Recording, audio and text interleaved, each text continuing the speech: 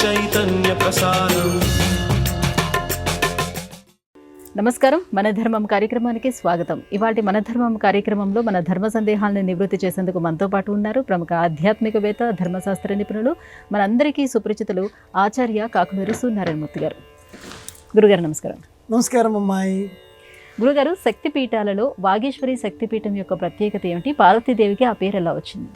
వాక్కు పర, పశ్యంతి, మధ్యమ, వైఖరి అనే 4 విభాగాలలో బహిర్గతమై లోన సృష్టింపబడి జన్మించి ఉద్భవించి కంఠధ్వని ద్వారా బహిర్గతమై అందరికీ వినిపిస్తుంది.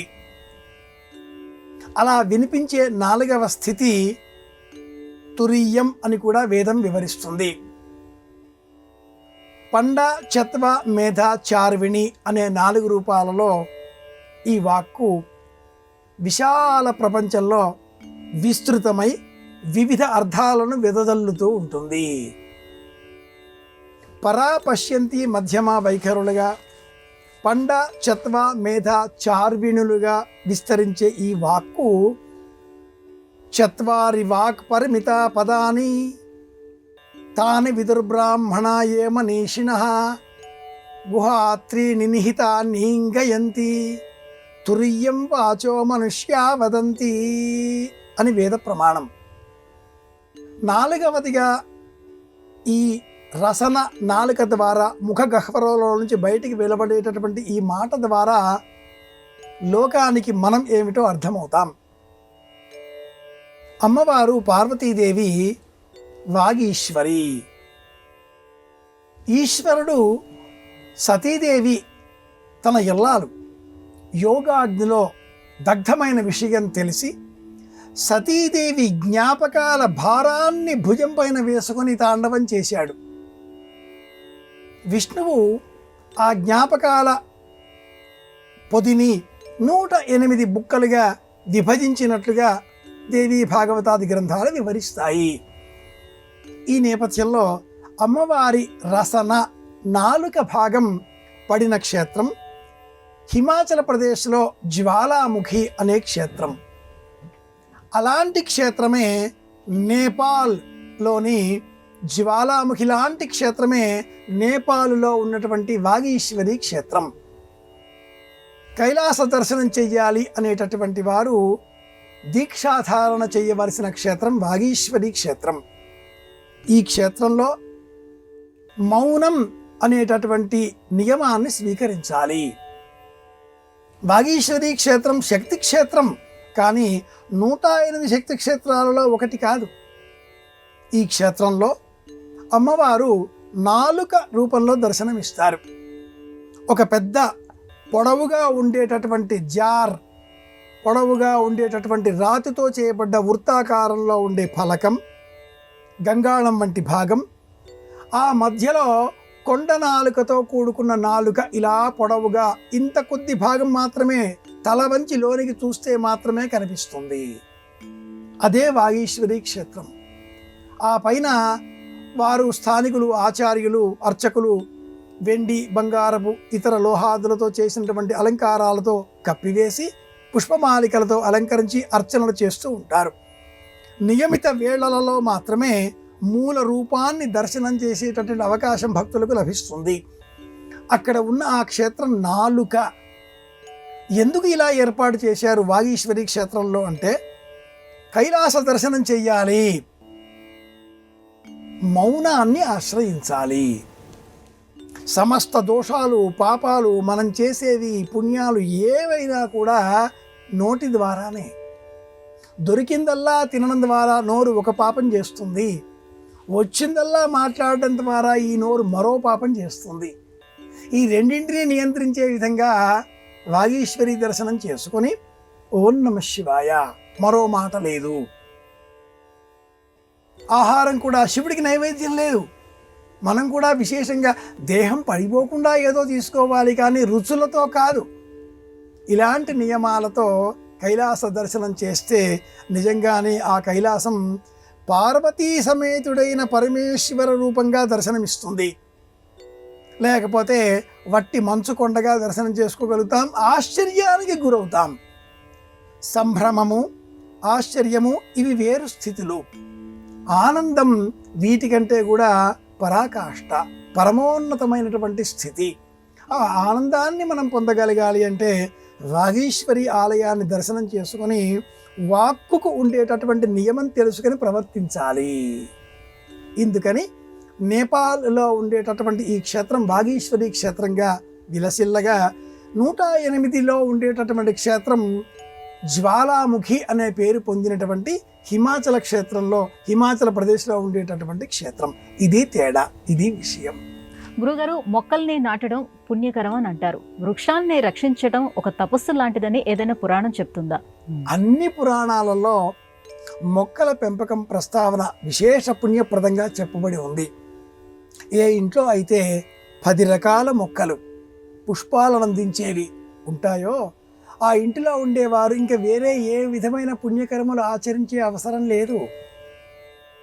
ఈ 10 విధాలుగా పుష్పాలు అందించే మొక్కల పెంపకాన్ని చేపట్టడం ద్వారా అపారమైన అనంతమైన పుణ్య ఫలాన్ని, బలాన్ని వారు పొంది ఉన్నారు.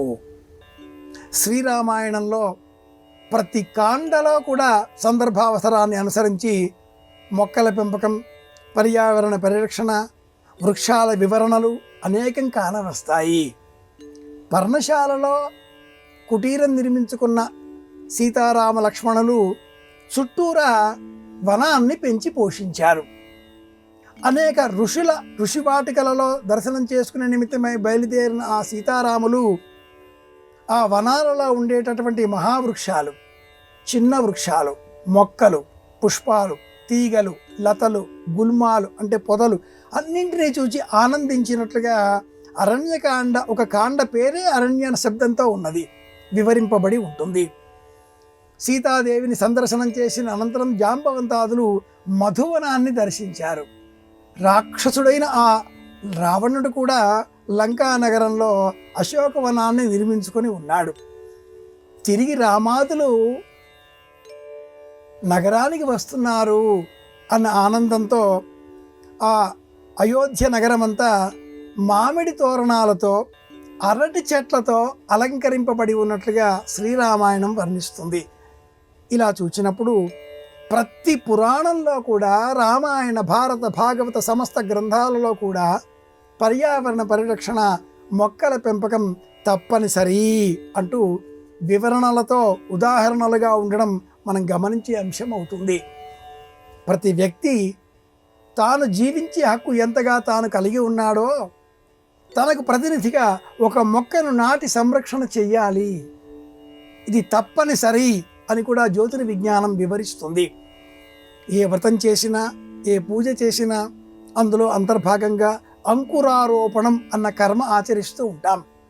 మట్టి పాలికలు అంత మట్టి పోసి, నవధాన్యాలు పోసి మొలకెత్తే విధంగా మనం చేయడం గమనిస్తూ ఉంటే గృహప్రవేశం కావచ్చు, వివాహం కావచ్చు, ఉపనయనం కావచ్చు, సమస్త కర్మలలో కూడా మొక్కల పెంపకం మొట్టమొదటిగా చేసేటటువంటి చర్య.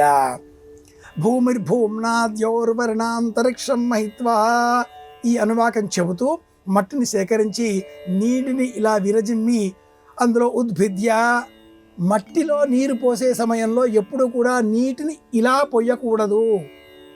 అరచేతిలో నీరు తీసుకొని ఇలా వేళ్ల సందులోంచి వదలాలి. ఇలా వదిలే ప్రక్రియకు వైదిక పరమైనటువంటి పేరు ఉద్భిద్య. అద్భి అవోక్ష్య ఇలా తీసుకొని ఇలా చూపించి మళ్ళీ ఇలా వదలాలి. ఇంత సూక్ష్మంగా ఒక ప్రేమతో, అభిమానంతో మొక్కల పెంపకం చేపడితే ఆ మొక్కలు మనల్ని ప్రేమిస్తాయి, మన ఉనికిని గుర్తిస్తాయి అని కూడా వేదం వివరిస్తుంది. సర్ జగదీష్ చంద్రబోస్ మొక్కలలో ప్రాణం ఉంది అంటూ నిరూపించే వరకు ఈ ప్రపంచం నమ్మలేదు. కానీ ఈ సంగతి ఏనాడో తెలిసిన సనాతన భారతీయ వైద్య విజ్ఞానం వేదంలో ప్రస్తావనలు చేస్తూ మొక్కల ఉనికి మనిషి ఉనికికి ప్రతీకాత్మకంగా అని తెలియజేస్తూ అనేక విషయాలు చెబుతుంది. గుణసుందరి కథ అనే ఒక సినిమాలో, చాలా పాత సినిమా ఇది, కథానాయకుడు ఇల్లు వదిలి దూర ప్రాంతాలకు వెళుతూ తన ఇల్లాలకి ఒక తులసి మొక్కను చూపించి, రోజు ఈ మొక్కకు నీరు పోస్తూ ఉండు, ఈ మొక్క వాడిపోతే నాకేదో ప్రమాదం, ఈ మొక్క మళ్ళీ పునరుజ్జీవనం చెందింది, నేను ప్రమాదంలోంచి బయటపడ్డాను అని చెప్పి వెళతాడు. కథానుగుణంగా కథానాయకుడికి అనేక సమస్యలు వచ్చినప్పుడల్లా ఈ మొక్క వాడిపోవడం, మళ్ళీ చిగురించడం రెండింటినీ గుణాత్మకంగా ఆ సినిమాలో చిత్రీకరించడం మనం చూసినట్లయితే మనిషికి మొక్కకు ఉండే అనుబంధం ఇంత గొప్పదా అనే విషయం తెలిసి వస్తుంది. ఇది నిజం, వాస్తవం. గురుగారు, రౌరవాది నరకాలు అని మన పెద్దలు తరచుగా ప్రస్తావిస్తూ ఉంటారు. నరకం అనేది ఒకటేనా లేక చాలా ఉన్నాయా? ఆనందంగా లేకపోవడం నరకం. ఆలోచనలలో మనకు స్థిమితం స్థాయి తొలగిపోవడం నరకం. ఆహారం కొంచెం తింటే ఆనందం, మితికి మించి రుచికరంగా ఉంది కదా అని తింటే నరకం. ఆహారం అసలు దొరకకపోవడం కూడా బాధ కలిగినప్పుడు నరకం. మనకు ఇష్టం లేని వ్యక్తులు మన పక్కనే కూర్చొని మనల్ని చూస్తూ ఉంటే, మనతో మాట్లాడాలి అని ప్రయత్నం చేస్తూ ఉంటే మనకు ఒళ్ళు కంపరంగా ఉంటుంది, అది కూడా నరకమే. మనకు నచ్చని మనుషులతో జీవితం గడపవలసి రావడం కూడా నరకమే. ఎప్పుడు ఈ నరకం నుంచి నాకు విముక్తి అనుకోని ఇల్లాలు ఉండదు, భర్త ఉండడు. కుటుంబ జీవనమే నరకంతో ఒక్కొక్కసారి అనిపిస్తూ ఉంటుంది. ఈ లోకంలో బ్రతకడమే నరకం అనుకుంటూ ఉంటారు. అర్థం ఏమిటి అంటే ఆనందంగా లేకపోవడమే నరకం. పురాణాలలో నరక లోక ప్రస్తావన ఎక్కడ ఉంది? శివపురాణంలో విద్యేశ్వర సంహిత, రుద్ర సంహిత, శత సంహిత, సహస్ర సంహిత, ఉమా సంహిత, ఇది 5వ అధ్యాయం. ఉమా సంహితలో 28 రకాల నరకాలు ఉన్నట్లుగా వర్ణింపబడి ఉంది. అలాగే భాగవతం 5వ స్కంధంలో కూడా 28 రకాల నరకాలు వర్ణింపబడి ఉన్నాయి. అందులో రురు అనే పేరు గల ఒక నరకం, తల్లిదండ్రులను, వయస్సులో మనకంటే పెద్దవారిని అగౌరవపరిచిన కారణంగా మనకు లభించేటటువంటి నరకం ఇది రురు నరకం. ఇది మొదలుగా 28 నరకాల ప్రస్తావనలను భాగవతం, ఉమా సంహిత అనే 5వ అధ్యాయం గల శివపురాణం ఈ రెండు వివరిస్తాయి. శివపురాణం ఉమా సంహితలో 28 రకాల నరకాలలో మళ్ళీ ఒక్కొక్క నరకం 5 విభాగాలుగా విభజన చేస్తూ 140 రకాల నరకాలను ఈ శివపురాణం వర్ణిస్తుంది. అందులో కుమారుడి చేత అన్న పేరిట కూడా ఒక నరకం ఏర్పడి ఉంటుంది. కుమారుడు, కుమార్తె ఎవరైనా కూడా సంతానం సత్సంతానమైనప్పుడు ఆ నరకంలో మనం ప్రవేశించే అవసరం ఉండదు. సంతానాన్ని సత్సంతానంగా మార్చేటటువంటి బాధ్యత మనది. మనం బాధ్యత మరచిపోతే తప్పక ఆ నరకంలో ప్రవేశించవలసి వస్తుంది. ఇది నిజమైన అర్థం. అంతేగాని ఆ నరకంలో నుంచి కుమారుడే రక్షిస్తాడు కాబట్టి అని అర్థం కాదు సుమా. కుమారుడు సత్సంతానంగా అయినప్పుడే, కుమార్తె సత్సంతానవతి అయినప్పుడే ఆ నరకంలో మనకు ప్రవేశించే అవసరం ఉండదు. ఇలా స్వీకరించాలి. భాగవతం 28 రకాల నరకాలను వర్ణించగా ఉమా సంహిత అనే అధ్యాయంలో శివపురాణాంతర్గతమైన ఈ కథనంలో 140 రకాల నరకాలు వర్ణింపబడి ఉన్నాయి. గురుగారు, శివుడికి బిల్వపత్రాలతో పూజ చేస్తే ఎంతో ప్రీతికరం అంటారు. ఆ బిల్వపత్రాలను సమర్పించడంలో ప్రత్యేకంగా విధానాలు ఏమైనా ఉన్నాయా? తప్పకుండా ఉన్నాయి. త్రిదళం తిరునాగారం నేత్రం చేత్రజాయుధం, ఈ శ్లోకాలు చాలామంది చెబుతూ ఉంటారు. స్పర్శనం బిల్వవృక్షస్య దర్శనం పాపనాశనం, ఇలా చాలా చెబుతూ ఉంటారు. ఒక్కొక్కసారి దర్శనం బిల్వవృక్షస్య, బిల్వం మొక్క, మారేడు మొక్క, ఆ చెట్టు చూస్తే చాలు పుణ్యం. దర్శనం బిల్వవృక్షస్య స్పర్శనం పాపనాశనం, అఘోరమైనటువంటి పాపముల నుంచి రక్షించేది అని కూడా ఈ 108 శ్లోకాల ఏకబిల్వ శివార్పణ స్తోత్రం వివరిస్తూ ఉంటుంది. బిల్వపత్రాన్ని మనం చూసినప్పుడు ఈనాటి కాలానికి 3 విధాలుగా ఉండే బిల్వపత్రాలు మనకు లభిస్తున్నాయి. ఒకటి త్రిదళం, 3 భిన్నమైన ఆకులతో ఉండేటటువంటి బిల్వపత్రం. ఇది సహజంగా చాలా విరివిగా లభిస్తుంది. ఒకే ఆకుల్లో అంతర్భాగంగా 3 భాగాలు, ఇది ఏక బిల్వం. ఈ రెండు కాకుండా ఒక దళంలో 11 ఆకులుగా ఉండేటటువంటి ఏకాదశ బిల్వ దళం, ఇది అరుదు కానీ లభిస్తుంది. ఇలా లభించే బిల్వపత్రాన్ని లక్ష్మీ స్వరూపంగా గుర్తించాలి అని మన పురాణ ప్రపంచం అభివర్ణిస్తుంది.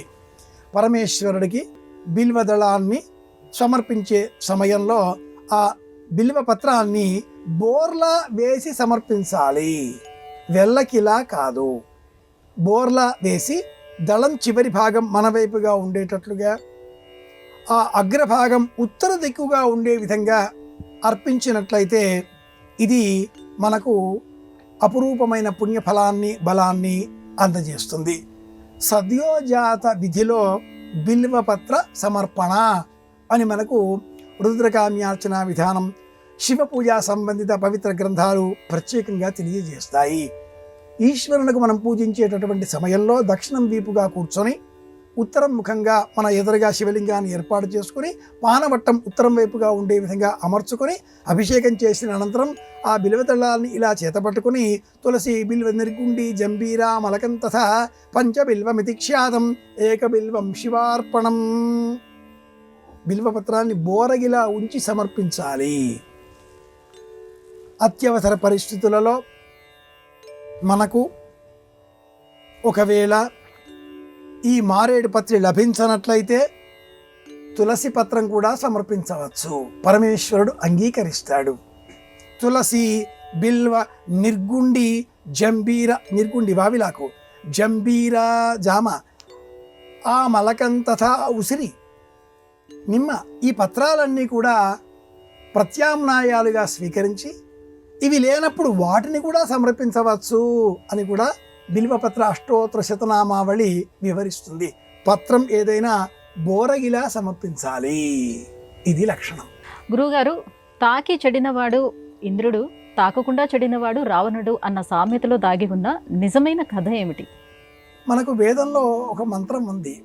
అహల్యా యైజారా గౌతమ బ్రాహ్మణ కౌశిక బ్రువాణ అరుణాశ్వ ఇహాగత వసవ పృథివీక్షిత. ఈ శబ్దంలో మనకు ఇంద్రుడు, అహల్య ఇవన్నీ కూడా ధ్వనించడంతో భౌతికంగా గౌతముని ఇల్లాలైన అహల్యను ఇష్టపడి ఇంద్రుడు మారువేషం ధరించి తెల్లవారుజామున ఆ ఆశ్రమానికి వెళ్ళి ప్రత్యేకంగా పరిస్థితులను కల్పించడంతో గౌతముడు ముందుగా అందే సందేహము లేకుండా స్నానార్థమే వెళ్ళి మధ్యలో తిరిగి వచ్చి ఇంద్రుడిని చూచి దేహమంతా కూడా ఇంద్రునికి అసహజమైన రూపం కలిగే విధంగా శాపం అందించినట్లుగా పురాణ కథనం ఒకటి ప్రాచీనుడు చెబుతూ ఉంటారు. ఈ కారణంగా తాకి చెడినవాడు ఇంద్రుడు అనే మాట వచ్చింది. అహల్య అన్న శబ్దానికి భూమిని దున్నకుండా అలా బీడుగా ఉంచేసినటువంటి చోటు అనే అర్థం కూడా ఉంది. హలము అంటే నాగలి, అహల్య అంటే నాగలి చేత దున్నకుండా అలా బీడుగా ఉంచబడినటువంటి నేల. సారవంతమైనదే అన్నప్పటికీ ఫలసాయం అందించకుండా నిస్సారంగా ఉన్న నేల. అక్కడ వర్షం కురిసి అక్కడ ఇతర పరిస్థితులన్నీ ఏర్పడితే రాముని ఆగమనం కలిగితే ఆ భూమి ఫలవంతమవుతుంది. ఇది ఒక అర్థం. రావణుడు వేదవతి, రంభ, నలకూబరుడు, ధాన్యమాలిని తదితరుల శాపాల కారణంగా ఇష్టం లేని ఏ యువతిని కూడా తాకరాదు, తాకిన ఎడల తల 1000 వక్కలవుతుంది అనేటటువంటి శాపాలను పొంది ఉన్నాడు. ఇందులో రంభ, నలకూబరుడు, వేదవతి వీరి కథనాలు వృత్తాంతాలు శ్రీరామాయణంలోనే ఉత్తర రామాయణంలో సవివరంగా చెప్పబడి ఉన్నాయి. కనుక తాకి ఇంద్రుడు, తాకక రావణుడు ఈ సామెత తెలుగులో ఏర్పడింది.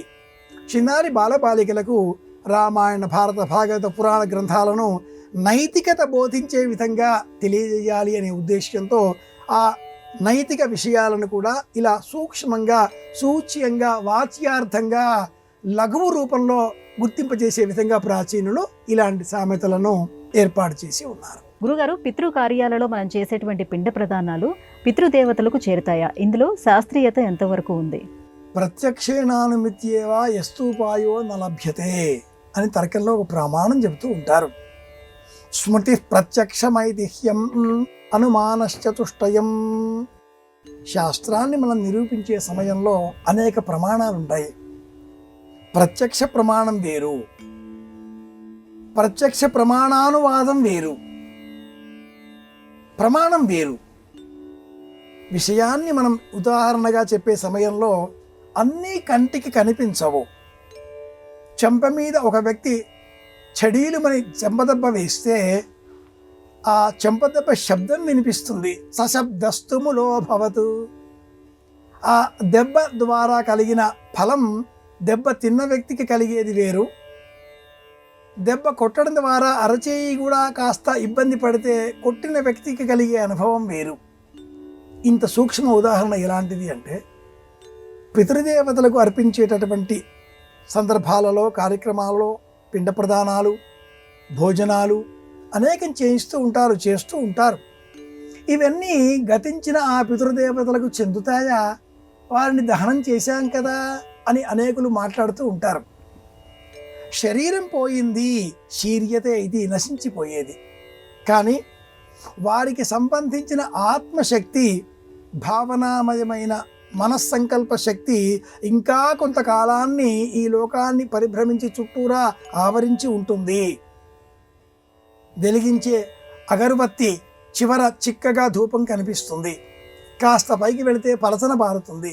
ఇంకాస్త పైకి వెళితే పూర్తిగా పలసనగా మారిపోయి ధూపం కనిపించదు, వాసన మాత్రమే తెలియవస్తుంది.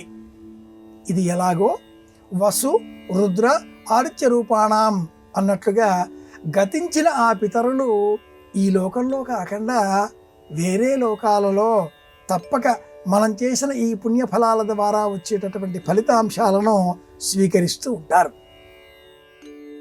ఎక్కడో నేరం చేసిన మనం ఎక్కడో డబ్బు చెల్లిస్తే ఇంకెక్కడో ఆ చెల్లించిన వివరాలు నమోదు కాబడి చేసిన నేరం నుంచి మనకు విముక్తి అన్న సందేశం మన చరవానికి ఎలా వస్తుందో, ఈ దేశంలో సంపాదించిన ధనం మరో దేశానికి పంపినప్పుడు ఈ ధనమే వెళ్ళదు, ఈ ధనం ఇక్కడ జమ చేయబడుతుంది.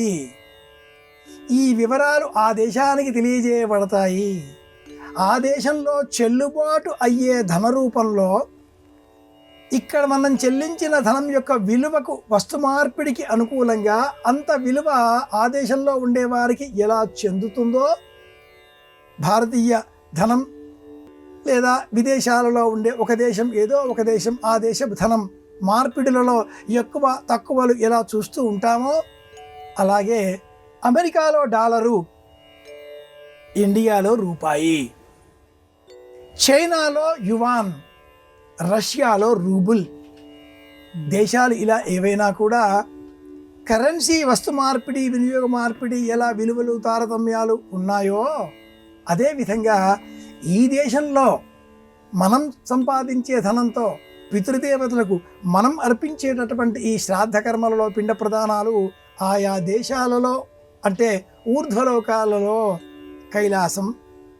స్వర్గం, వైకుంఠం, బ్రహ్మలోకం, మహాలోకం, తపోలోకం, జనోలోకం, ఈ లోకాలలో ఆయా స్థలాలకు, కాలాలకు, వర్గాలకు చెందినట్లుగా వస్తు మార్పిడితో రూపాంతరం చెంది అందుతాయి. ఇది విషయం. గురుగారు, ఇవాళ మన ధర్మం కార్యక్రమంలో మాకు వచ్చినటువంటి సందేహాలన్నీ కూడా నివృత్తి చేసినందుకు ధన్యవాదాలండి. కృష్ణార్పణం. ఇది ఇవాళ మన ధర్మం కార్యక్రమం. రేపు మన ధర్మం కార్యక్రమంలో మళ్ళీ కలుసుకుందాం. నమస్కారం. ఈ కార్యక్రమాన్ని తిరిగి చూడాలనుకుంటే www.youtube.com/ETV Life Spiritual లో చూడవచ్చు.